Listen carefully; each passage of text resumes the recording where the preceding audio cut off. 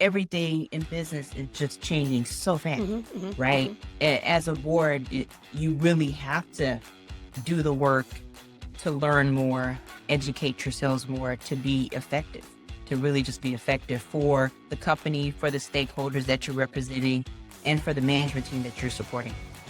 I think this is such an important point because I do think you're right. The rate of change has accelerated. I think we all feel it. There's a lot of hard data to support that too.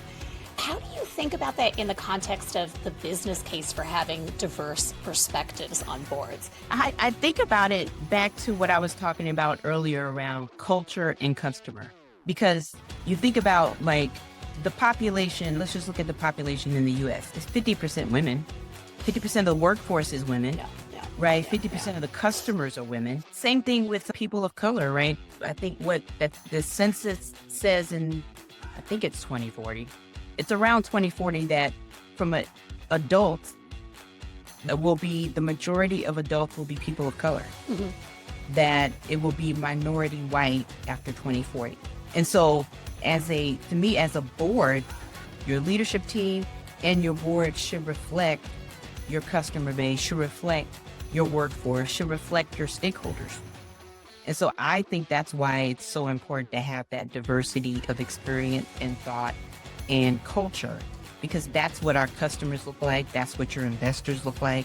That's really the makeup of the US and the world. And it's also so interesting, just we're recording this the end of November in 2024. And that Mhm. rate of change and the fact that it is a more diverse and integrated world is also causing a lot of resistance and negative reaction, right? How do you think about that as a board member with global experience?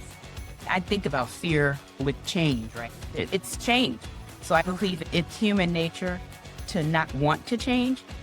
But again, as a leader in a company, as a board member, change is going to happen. And so Yeah. to me, the sooner we get comfortable with that, the better we're going to be as an economy, as a company. And to me, that's really where the focus has to be, is how do we push past that fear of change? Because the reality is the change is happening. We can't stop it. And it's funny because I Mhm. agree with you, and yet it really does seem like it just drives so much reactivity. It's a Yeah, no, I fear think you're right. of that unknown, right? I firmly believe those companies, those leaders that can embrace that and push past that fear and embrace the change, that's who's going to win. Because, like I said, the world is moving, right? And it's either you're on that train or you're not.